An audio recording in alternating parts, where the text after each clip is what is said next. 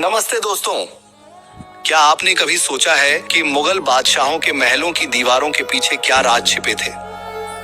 एक ऐसी रहस्यमयी दुनिया जहां हजारों महिलाएं रहती थीं, जिनके जीवन में विलासिता थी, साजिशें थीं और अनकहे बलिदान थे। जी हाँ, हम बात कर रहे हैं मुगल हरम की। लेकिन यह हरम क्या था?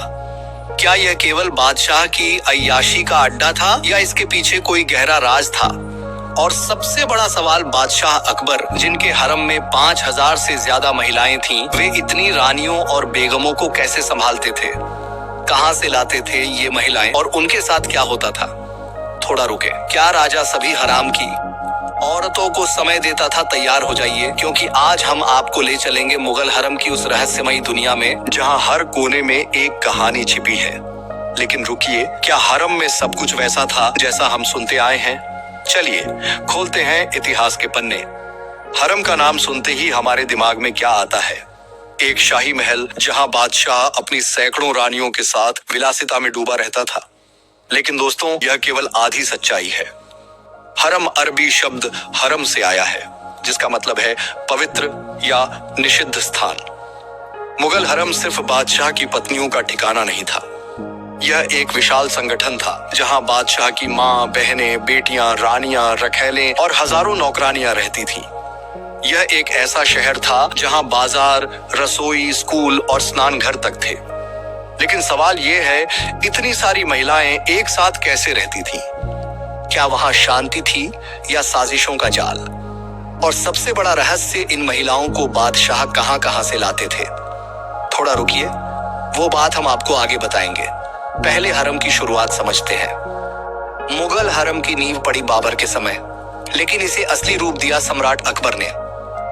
अकबर ने हरम को एक संस्था बनाया जहां सख्त नियम और अनुशासन था। लेकिन क्या आपको पता है, अकबर के हरम में 5000 से ज्यादा महिलाएं थीं? जी हाँ, 5000। लेकिन क्या वे सभी बादशाह की पत्नियां थीं?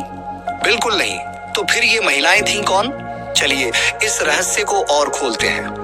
हरम की महिलाएं कई तरह की थीं, रानियां, बेगम, रखैलें और नौकरानियां। लेकिन ये कहां से आती थीं? कुछ महिलाएं राजपूत, मराठा और अन्य हिंदू रियासतों की राजकुमारियां थीं, जिनसे अकबर ने राजनीतिक गठजोड़ के लिए शादी की। मिसाल के तौर पर जैसे हरखा बाई, जिसकी जोधा अकबर के नाम से फिल्म और सीरियल बने हैं। उन्हें मरियम उज जमानी भी कहा जाता है। आमेर राजा भारमल की राजकुमारी थी। उनकी शादी ने मुगलों और राजपूतों के बीच दोस्ती की नींव रखी। लेकिन क्या आपको पता है, कुछ महिलाएं युद्ध की लूट का हिस्सा थीं। जी हाँ, जब मुगल सेना किसी रियासत को जीतती थी, तो वहाँ की महिलाएं हरम में लाई जाती थीं। ये सुनकर मन में सवाल उठता है, क्या इन महिलाओं की मर्जी थी? क्या उनके साथ इंसाफ होता था? इस सवाल का जवाब हम आगे देंगे, लेकिन पहले एक और रहस्य। कुछ महिलाएं विदेशों से भी आती थीं। फारस, तुर्की और मध्य एशिया से सुंदरियां हरम में लाई जाती थीं, जिन्हें बादशाह उपहार के रूप में स्वीकार करता था।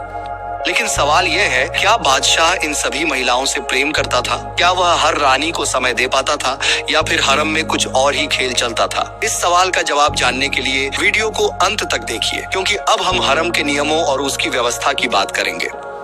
हरम कोई साधारण जगह नहीं थी। इसे चलाने के लिए सख्त नियम थे और अकबर ने इसे एक संस्था की तरह संगठित किया। हरम में एक मुख्य अधिकारी होता था, जिसे नाजिर ए महल कहा जाता था, और ये ज्यादातर ख्वाजा सराय, नपुंसक या भरोसेमंद महिलाएं होती थीं। हरम में 10 इमारतें थीं, जिनमें रानियों के लिए अलग अलग महल, बगीचे, फव्वारे और यहाँ तक कि बाजार भी थे।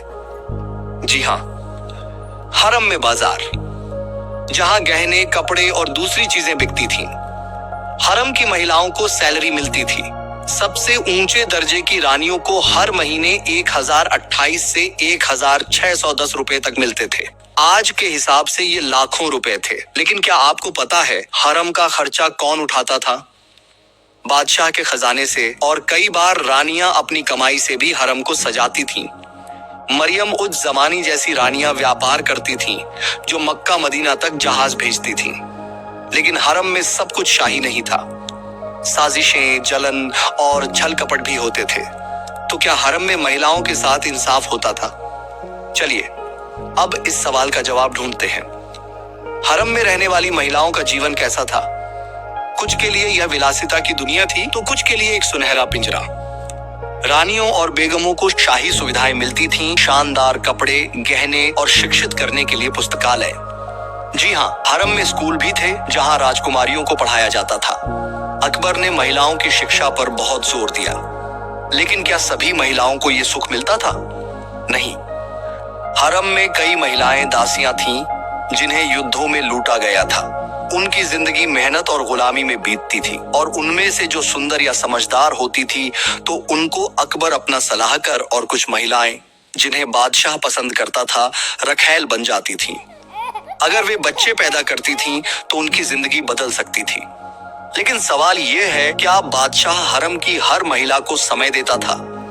इतिहासकार बताते हैं कि बादशाह ज्यादातर अपनी पसंदीदा रानियों जैसे मरियम उज जमानी या नूरजहां के साथ समय बिताते थे। बाकी महिलाएं सिर्फ यह तक ही रहती थीं कि राजा अकबर कब उनकी तरफ नजर उठाकर देखेगा। कुछ रानियों को तो यह भी नहीं याद रहता था कि आखिरी बार बादशाह अकबर कब उनके पास आया था।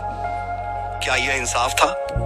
कहते हैं कि जब शाम होती थी तो हरम की रानियां रखैल खूब सजती और सबरती थीं, ताकि अकबर बादशाह उनकी खूबसूरती देखकर उनके पास आए, और जैसे ही पता चलता कि राजा आने वाले हैं तो सब रानियां अपने अपने हरम से निकलकर अकबर को रिझाने की कोशिश करती थीं। पर अकबर उन्हीं के पास जाता था जहां उसका मन करता था।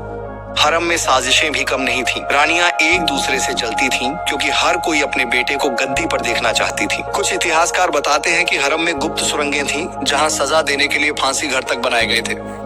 अगर कोई भी हरम की बेगम या रानी या दासी ने हरम का नियम कानून तोड़ा तो उनको सीधे फांसी पर लटका दिया जाता था। लेकिन क्या हरम में केवल बुराई थी? नहीं दोस्तों, हरम में कई महिलाओं ने अपनी बुद्धिमत्ता और कला से इतिहास रचा। गुलबदन बेगम, अकबर की बुआ, ने हुमायूंनामा लिखा। नूरजहां ने शासन में हिस्सा लिया। तो हरम सिर्फ अय्याशी की जगह नहीं थी, ये एक ऐसी दुनिया थी जहां शक्ति और साजिश साथ साथ चलती थी। लेकिन रुकिए दोस्तों, क्या आपको पता है कि हरम में कौन कौन से पुरुषों को जाने की इजाजत थी और कौन कौन से पुरुषों का प्रवेश वर्जित था? चलिए इस रहस्य को और गहराई से खोलते हैं। हरम एक ऐसी जगह थी जहां हर कदम पर रहस्य छिपा था। लेकिन सबसे बड़ा सवाल, क्या हरम में कोई भी पुरुष जा सकता था? जवाब है बिल्कुल नहीं। हरम में पुरुषों का प्रवेश सख्त नियमों से बंधा था।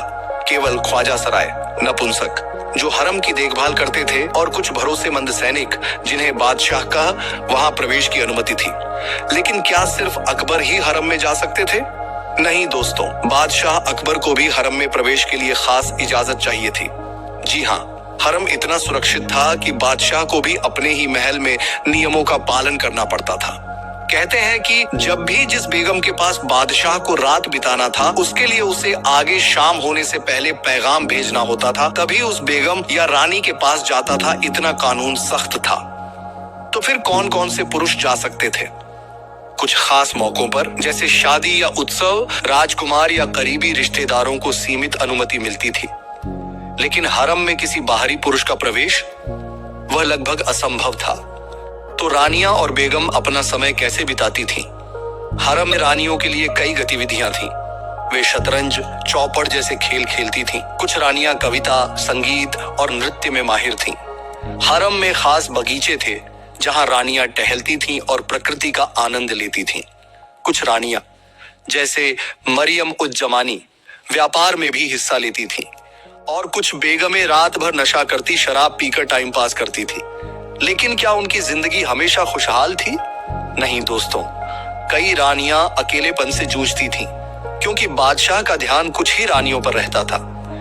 तो क्या यह सुनहरा पिंजरा वाकई इतना शानदार था? इस रहस्य को समझने के लिए हम आगे बढ़ते हैं। मुगल हरम का वैभव अकबर से शुरू होकर औरंगजेब तक चला। लेकिन 19वीं सदी में जब मुगल साम्राज्य कमजोर हुआ, हरम की चमक भी फीकी पड़ गई। अंग्रेजों के शासन में हरम की प्रथा धीरे धीरे खत्म हो गई। आखिरी मुगल बादशाह बहादुर शाह जफर के समय हरम केवल नाममात्र का रह गया था। लेकिन सवाल यह है, क्या हरम की कहानी हमें कुछ सिखाती है? हरम हमें बताता है कि शक्ति और वैभव के पीछे कितने बलिदान छिपे होते हैं। उन महिलाओं की कहानी जिन्हें इतिहास ने भुला दिया, हमें याद दिलाती है कि हर इंसान की अपनी कहानी होती है।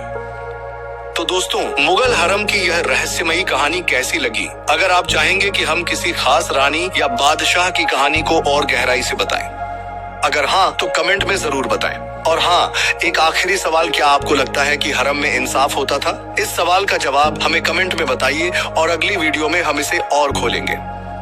इतिहास की ऐसी अनकही कहानियां पसंद हैं तो हमारे चैनल को अभी सब्सक्राइब करें और बेल आइकन दबाना न भूलें। हर हफ्ते लाते हैं ऐसी कहानियां जो आपको सोचने पर मजबूर कर देंगी। इस वीडियो को लाइक करें, अपने दोस्तों के साथ शेयर करें और हमें बताएं कि अगली बार आप किस इतिहास की कहानी सुनना चाहते हैं।